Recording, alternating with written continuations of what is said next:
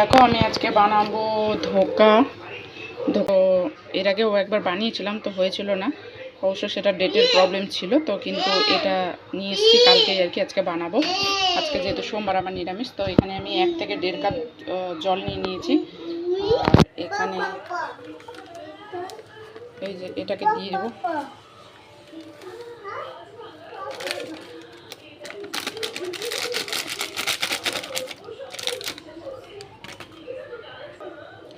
পরিমাণ মতন আর কি,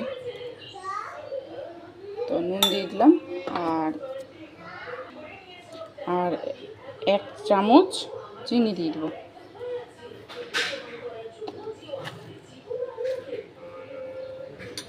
ব্যাস, এবার এটাকে মিক্সড করে নেব।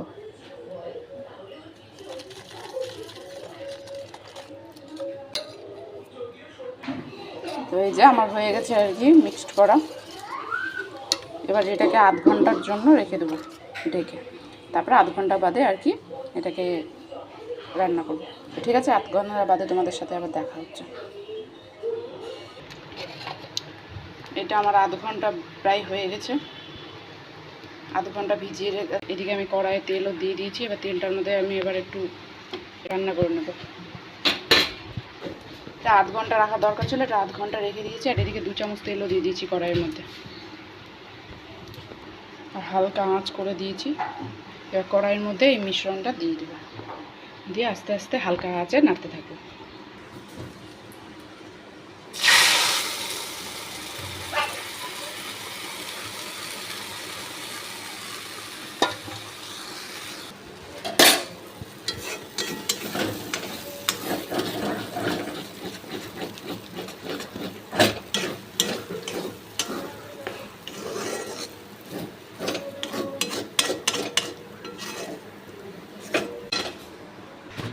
তো দেখো এটা একদম পুরো মাখো মাখো, মানে একটু টাইট করে তারপরে নামাবো।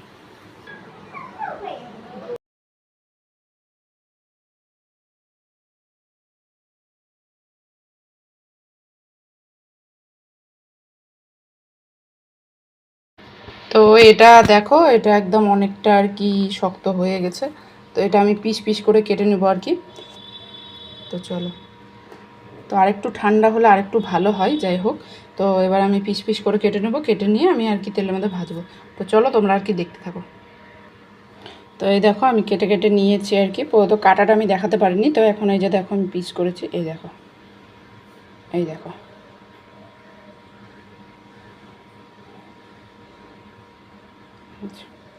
তো চলো আমি বাকিগুলোও আর কি করে নিই।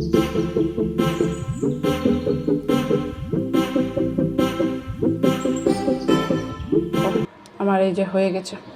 বাকিগুলো এগুলো সাইডগুলো একটু ইয়ে হয়েছিল, তো তার জন্য আর কি মানে এরকম এরকম পিস হয়ে গেছে। তো যাই হোক, গোল করতে পারিনি।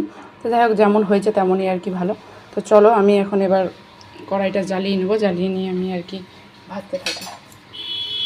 তো দেখো এদিকে আমার কড়াইটাও গরম হয়ে গেছে, আর আমি একে একে আর কি এগুলোকে ছেড়ে দেবো।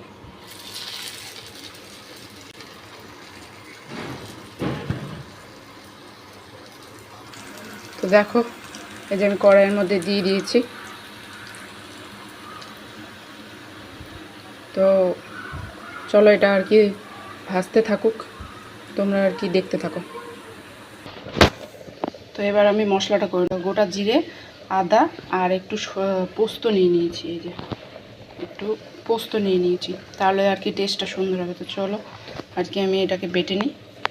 আমার মশলা বাটা কমপ্লিট, পুরো পেস্ট হয়ে গেছে একদম।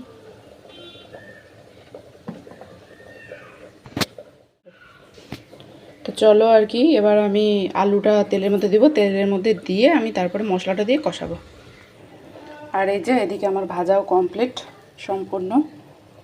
তো দেখতেই পাচ্ছ ভাজা হয়ে কড়াইয়ে তেলটাও আছে। তো তেলটা একটু কমিয়ে নেব, কমিয়ে নিয়ে এর মধ্যেই আর কি আলুটা দিব। আলুটা একটু হালকা লাল করে ভেজে তারপরে মশলাটা দেবো। তো চলো তোমরা আর কি দেখতে থাকো।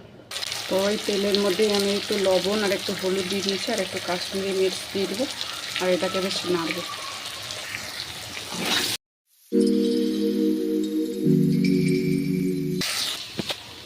তো তোমরা দেখতেই পাচ্ছ আমার আলুটা লাল করে ভাজা হয়ে গেছে। এবারে আমি মশলাটা দিয়ে নেব।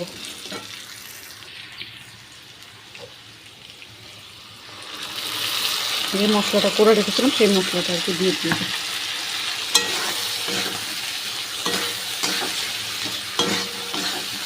জিরে, আদা আর একটু পোস্ত বাটাটা দিয়ে দিলাম। এবার এটাকে ভালো করে নাড়াবো, নাড়িয়ে একটু ভালো করে কষাবো, কষিয়ে আলুটা সেদ্ধ করে তারপরে একটু জল দিয়ে ধোকাগুলো দিয়ে দেবো। তো চলো তোমরা একদম পুরোটা দেখতে থাকো, স্কিপ করবে না।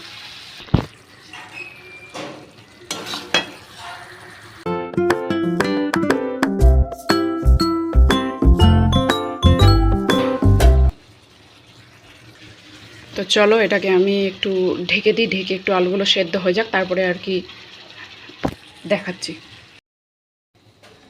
তো দেখো আমার আলুগুলো সেদ্ধ হয়ে গেছে হালকা হালকা। এবার একটু কষিয়ে নেবো ভালো মতন করে, এখন কষিয়ে নেবো, একটু জল দিয়ে দিয়ে ভালো করে আর কি কষিয়ে নেবো, তাহলে খেতে সুন্দর হবে। যে কোনো মশলায় ভালো করে না কষালে তো আর খেতে ভালো লাগে না। তো যাই হোক, তো এই এখন আস্তে আস্তে করে কষাবো, একটু করে জল দেবো, একটু করে কষাবো। আর পুরো কষে গেলে, ভালো মশলাটার গন্ধটা বেরিয়ে গেলে তারপরে আর কি জল দিয়ে ধোকাগুলো দিয়ে দেবো।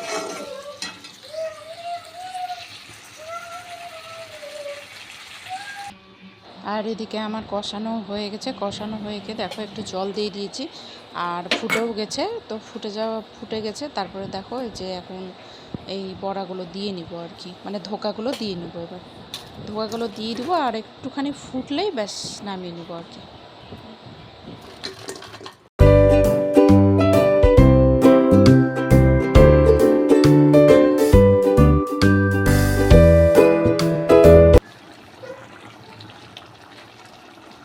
তো দেখো আমার ঝোলটাও ফুটে গেছে, আমি ওগুলো দিয়ে দিয়েছি। আর এই দেখো ফুটে গেছে ঝোলটা, একটু আর একটু ফুটিয়ে তারপরে আর কি নামিয়ে নেব।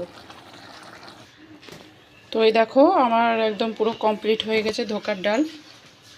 তো তোমাদেরকে আর একটা কথা বলছি, তোমরা চাইলে পোস্তটা না দিলেও পারো, ঠিক আছে? পোস্তটা না দিলে হয়তো একটু টেস্টটা ভালো হবে, যাই হোক।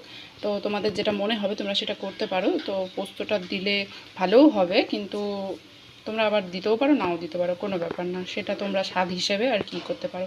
তো আমি এখানে আলুটার পরিমাণ বেশি দিয়েছি, যেহেতু ছেলে খাবে, ছেলে তো একেবারে পুরো ইয়ে দিয়ে তো খেতে পারবে না। তো একটু একটু হালকা মানে ঝোল ঝোল রেখেছি, আর একটু পরিমাণ আলুর পরিমাণটা একটু বেশি দিয়েছি, তো তার জন্য। তো ঠিক আছে, যদি আমার এই রান্নাটা যদি তোমাদের ভালো লেগে থাকে তাহলে লাইক কমেন্ট শেয়ার করে দিও, সাবস্ক্রাইব করে দিও। যারা নতুন আছো তারা সাবস্ক্রাইব করো, যারা পুরনো আছো তারা তো লাইক কমেন্ট শেয়ার করতেই থাকো। তো চলো আবার কোনো দিন রান্নার ভিডিও নিয়ে আসবো।